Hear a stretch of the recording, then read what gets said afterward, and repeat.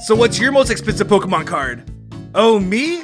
Well, it's my PSA 10 graded base set first edition, never been touched by a human, top percent Rattata that has not only one, but two appraisals of being the best looking and most expensive Rattata card to ever be printed on this freaking earth. You can never comprehend how insanely rare this card is. There's a total population of one, and that's this one. And I even got it graded by BGS, SGC, GAI, CCS, and even SCD, and they all rated it a perfect gem mint 10. This card can go for millions, but I would never sell for that, because there could only be one owner of the top percent perfect Rattata card to ever be, and that's me, youngster Joey, who's not even a youngster anymore because it's been like 20 years. So I'm more just like Joey, kind of like Joey from Friends, and I'm your friend, but you will never be on my level of owning a top percent Rattata card of this pristine condition.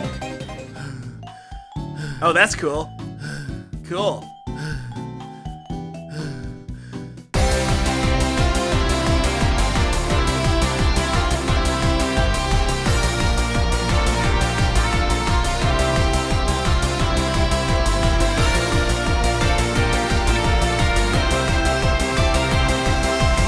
What is going on, guys? This is Dobbs here, bringing you another Pokemon video. And in this video, we're going to go over the top 10 most expensive Pokemon cards of all time. And you probably noticed I said we, because I brought on Birdkeeper Toby for this video, who is like a Pokemon card expert. So, what's up, Toby? Hey Pokemon Masters, Dobbs, Birdkeeper Toby here, and I've been collecting Pokemon cards pretty much since the beginning. Recently got into PSA cards. I've even started my own Pokemon card channel. But the cards on this list, I'll probably never be able to afford. I'm looking forward to jumping into it with you, Dobbs. And yeah, on Toby's second channel, Cardkeeper Toby, we did a podcast-like video where I showed up my most expensive Pokemon cards, and it was like a lot of fun. So be sure to check out that video after this one, and the link will be down below in the description. And by the way, you guys should definitely subscribe to the channel because like over 50% of y'all are not subscribed, so subscribe, please. And yeah, with that said, without further ado, let's get into the video. Number 10. Alright, so starting off this list for number 10, we have the 24K Gold Pikachu card. Now, when I say 24K, I'm not talking about the price, I'm talking about the gold carat that this card is made out of. Because for the 20th anniversary of the Pokemon TCG, they sold a 24 karat Pikachu card that sold for a base price of $2,100. And looking back, this was actually a really good deal because when you convert the pure 24 karat gold to cash, it comes out to around $1,900, so you'd really only be paying $200 for the Pikachu card. Which in itself is a great investment, especially since you can convert the gold back to cash if you wanted to, and the Pikachu card is going to raise in price forever. And you have to also keep in mind that this golden card was released during the era when Pokemon was making a big comeback. Because you had Pokemon Go, you had Pokemon Sun and Moon, and then you also had me, because that's when I started making Pokemon videos, which made it the best year ever, right? And then you also had the X and Y Evolution expansion, which was revisiting the base set Pokemon cards, which gave it a lot of hype as well. Suffice it to say, 2016 was a crazy year for Pokemon, which makes this Golden Pikachu card practically a staple of that era, which definitely gives it a lot of value. Now obviously this Golden Pikachu is worth a lot more than $2,100, but it's hard to tell by how much because it's been so recent since its release. And honestly, I couldn't find that many sales of it online besides one eBay listing asking for like $10,000. So only time will tell on how much this card will go up in price, but for now, it floats around the $2,000 to $3,000 range, which makes it a solid number 10. Number 9. So at the number 9 slot on this list, we have the Burning Shadows Charizard. I think there's a number of factors as to why this Charizard is so interesting and worth so much money. At the moment, a PSA 10 is sitting around the $3,000 mark, and I think it's with good reason. First of all, this was the first big secret or hyper rare Charizard out after the Sun and Moon era of cards began. This is all just after Pokemon's 20th anniversary, where Pokemon saw massively renewed hype. This from the new Sun and Moon games, the regional variants, and of course Pokemon Go hype, all bleeding into one another, bringing excitement about the franchise, and this is the new big secret rare Charizard of that time. But on top of that, you might have noticed that the artwork is the same artwork as the Hidden Fates Charizard, and this Charizard has gained mass popularity over the last year. The card itself would actually be on this list given that it's sold for over $10,000 initially.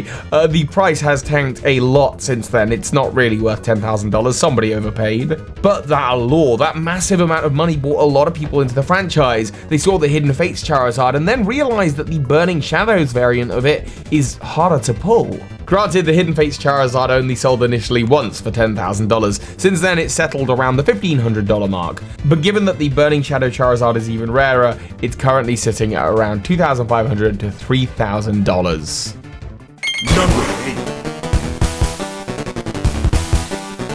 8. Coming in at number 8, we have the Crystal Pokemon cards.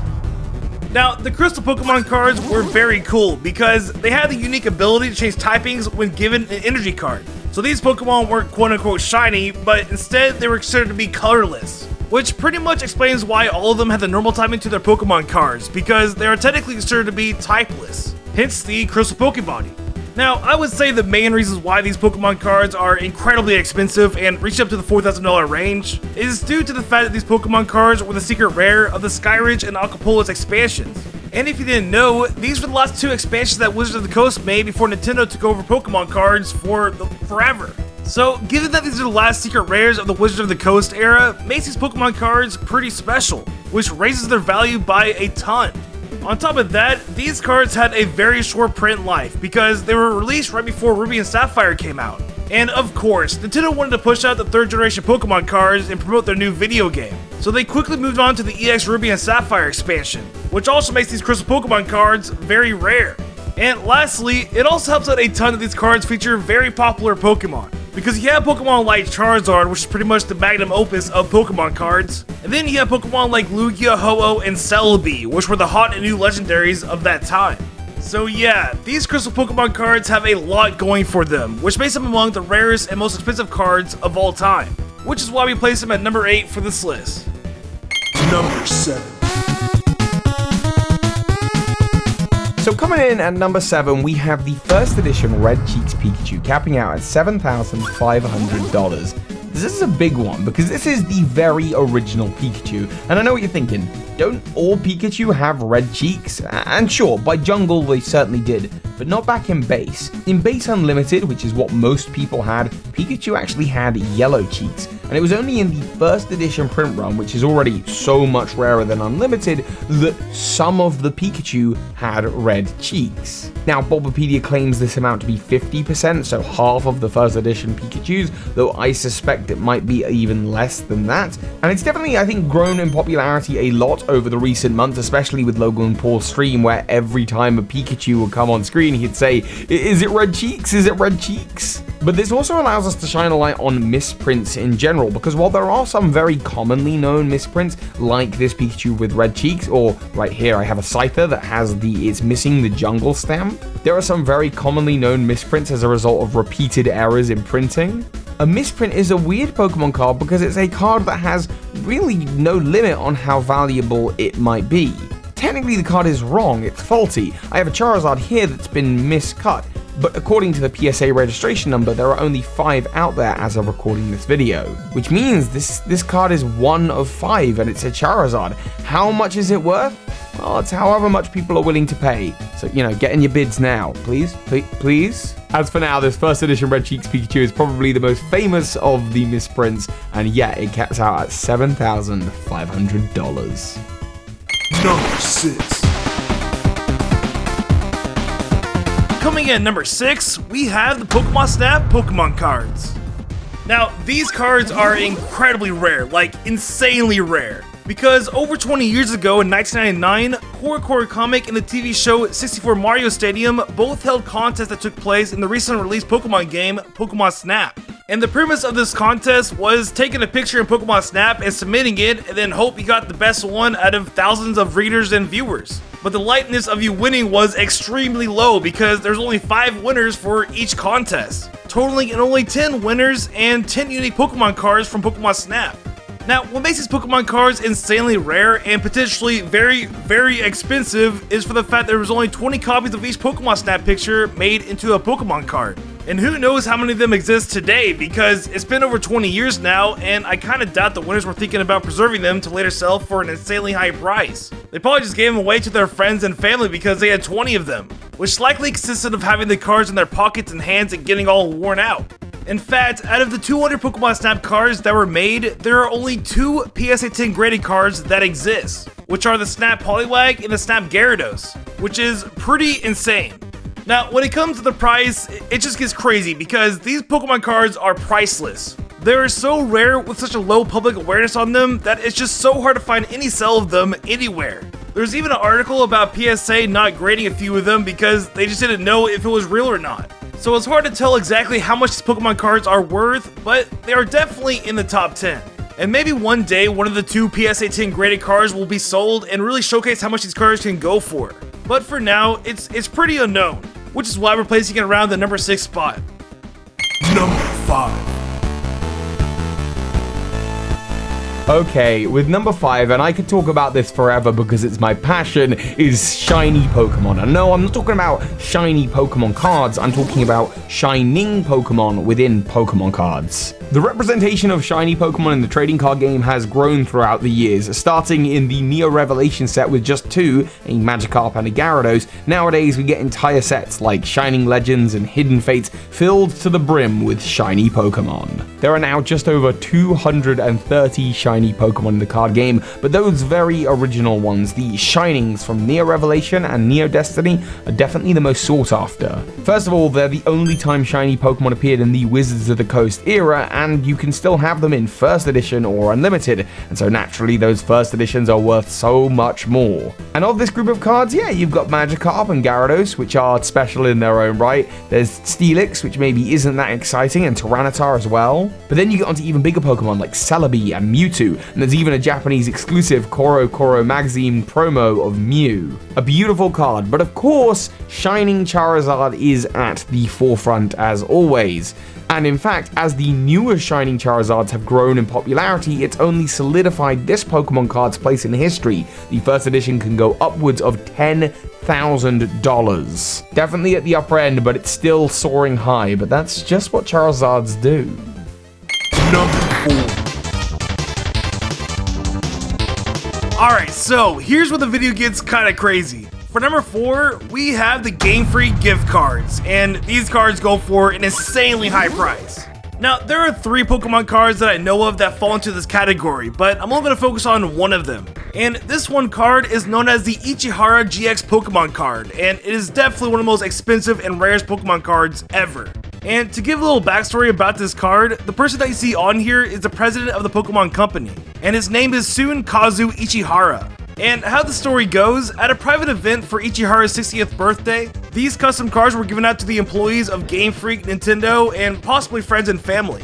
And there's an unspoken rule in Japanese culture. When you're given a gift, you don't go around and sell it, because it is considered to be very, very rude. So these cards were never meant to be sold, but guess what? 2 of them were sold. And the PSA 10 graded one of the 2 of them sold for a whopping $50,000. $50,000 for a Pokemon card. And honestly, it makes sense because the print run for these cards are unknown. There's believed to be 30 to 200 of them in existence. And they weren't even meant to be sold, so it's just like a taboo card that shouldn't be even out there. So yeah, these cards can go for a lot of money. And to quickly touch on the Doug Ferguson card, apparently only 5 copies of them exist, along with a jumbo version. But supposedly Doug Ferguson was given all of the cards, so if he sold them, it would be a pretty bad look for him. But my guess is, these cards are even more valuable than the Ishihara Pokemon card. But it will probably never hit the market, so for now, we will never know. Number 3. Okay, looking at number 3, how could we make this list and not include the base set holos? And yeah, okay, this slot on the list is really delegated to Charizard, which recently sold to Logic for $185,000. But really, and you might have noticed between the last entry on this list down at $50,000 and this card up at $185,000, there's quite a big difference between those 2 numbers. And that difference is often filled out by those better condition and better Pokemon holos from base set. Whether you're talking about Venusaur or Blastoise or Alakazam, they're all pretty cool, but none trump the Charizard. In fact, at the moment there are only 120 PSA 10 first edition Charizards in the world. It's a small population for such a popular Pokemon, so it's no wonder these cards are in demand. In fact, recently Logan Paul bought one of these off of a very well-known collector called Gary. He was on the TV show Pawn Stars.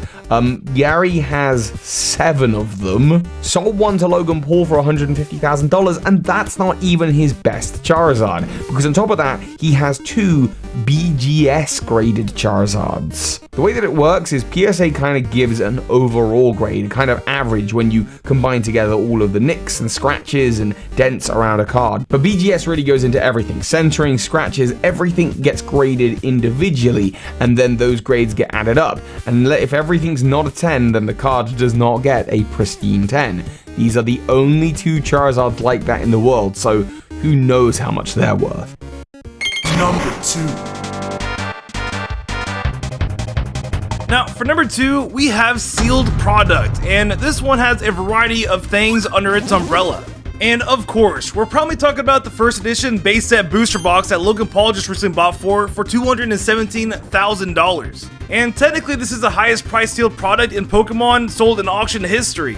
But there was a recent sale by a YouTube channel known as Dumb Money where they bought a first edition base set booster box for $375,000. But unfortunately, this box ended up being faked and everything inside of it was resealed and just phony. So they ended up returning it and getting their money back.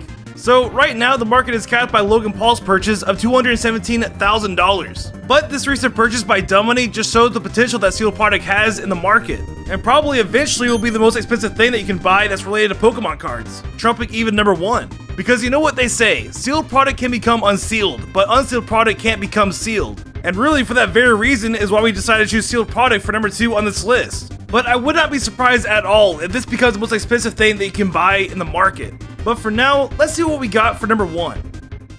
Number 1. And for the number 1 slot on this list, we want to put together all trophy and prize cards. Look, this is a top 10 list, and there are more than 10 of these that exist, and they would encompass pretty much the entire list. Whether you're talking about the University Magikarp, which was won by entering a contest, or the Master Key cards or World Champion cards that are won for, well, winning World Championships. The majority of cards that come under this umbrella have a few similar traits. Usually, they're Japanese exclusive, they're from before 2002, almost all of them have come from that Wizards of the Coast era. Usually you would have had to have been somewhere like a tournament or a championship, usually within Japan, and they were typically given out in very limited quantities. And look, at the time that a lot of these cards were coming out, even the people winning them weren't necessarily thinking about the longevity of the cardboard. They were just kind of thinking about it in terms of, cool, I want a new prize card. The kingpin of all these cards, as you probably know, is the Illustrator Pikachu, which was won through an illustration contest. And while it's estimated that around 40 of them went out there into the world, there are only 5 of them that have been registered and graded PSA 8 or above. That is a phenomenally low population, and again, it's the Illustrator trainer card, but it's called the Illustrator Pikachu because what makes it really awesome to look at is it's just got Pikachu right there, big and bold on the front of the card. And ultimately, it's a card about illustration art, which is what Pokemon cards are. As a result, the last one of these sold for around $250,000, meaning it tops out this list. And there you go, the top 10 most expensive Pokemon cards of all time. I hope you guys enjoyed the video. If you want to support me on Patreon, you can click on the button right here. I spend days, if not weeks, on these videos, and the algorithm doesn't really favor that, so it helps me out a ton. Also, if you want to see more videos, be sure to click right here. I have a lot of Pokemon videos that you can binge watch, so have at it. And yeah, I hope you guys enjoyed this video, and I will see y'all in the next one. See ya!